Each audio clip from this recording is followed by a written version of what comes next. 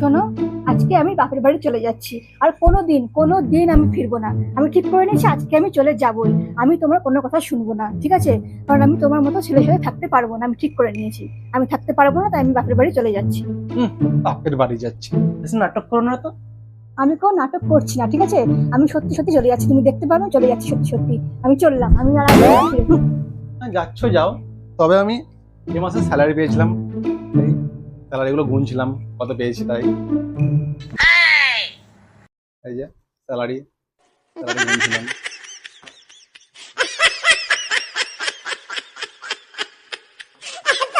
হুম, শোনো না, আমি না তোমার জন্য চিনি ছাড়া গিটার চাই। আমি জানি তুমি চিনি ছাড়া চা খেতে কতটা ভালোবাসো, আবার গিটার চাটা খুব ভালোবাসি জানি।